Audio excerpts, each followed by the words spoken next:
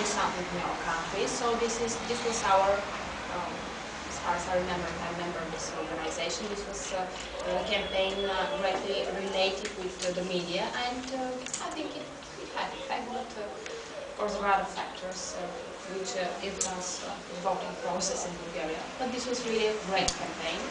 So. Okay. Great. So if it is to summary, what were the... In summary, we use the media through friends. I mean, on personal terms. Personal relations. Yeah, definitely on personal terms, which is a mistake, of course, but that's the way things happen.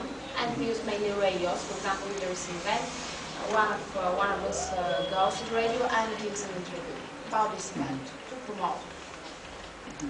And through internet, information comes. Yeah, I think we have a similar situation actually. We use personal relations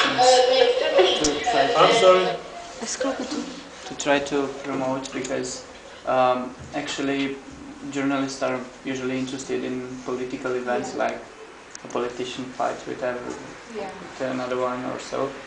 So sometimes you have to call a friend who's a journalist, probably, no, to publish something. Yeah. But you said that that's a mistake. Maybe not, because you don't have other solutions. So yeah, if you don't have, you don't press so much pressure on. Yeah. So basically, we can, from your experience, we can have a conclusion, which says that for NGOs, not being like political parties or like big companies or something that gather the attention of the public, the only solution is to use this kind of small tips that we can have, like the relation with journalists or so. So this would be a recommendation. Probably we will put it later on paper. Use personal relation with journalists to develop institutional relations. Yeah, and I think it can happen because from one experience that we had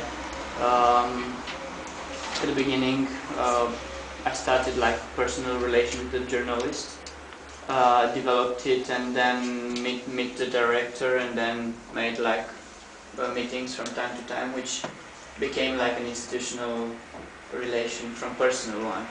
So I think this is the first thing that we can have, the personal relation with. But if there is support from the state, things go better, because this campaign, because of Bulgarian vote, this was it had great popularity. We had prime time to promote it, so the state needed young people to vote, so it supported us, and the effect was much better. Yeah. But do you think that do you believe that mass media promoted it just because it's good for the people, or promoted it just because it has a connection with politicians, with voting? The second, because it was needed by the politicians. Yeah, because if it is only good for the people, they will say, okay, nice, you're doing nice things, but we don't have time for this, so we don't have space in our newspaper, or they publish something like really small or so. But if it is connected with political things, voting, elections, whatever, they always find time for this. Probably, it's just an opinion. Maybe you find it the same in your countries. Huh? Pretty much, huh? Usually I think they are responsive to this kind of campaigns connected with elections.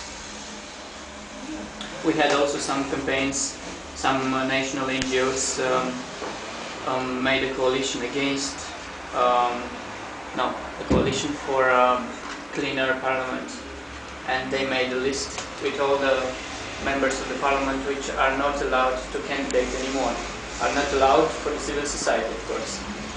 And they made a huge, all the televisions published this list and made all advertising all the time against those politicians, and they were sued by those politicians for making bad publicity to them. But in court they won all the time, because the judge says, of course they don't have to be in the parliament, you're doing a good thing.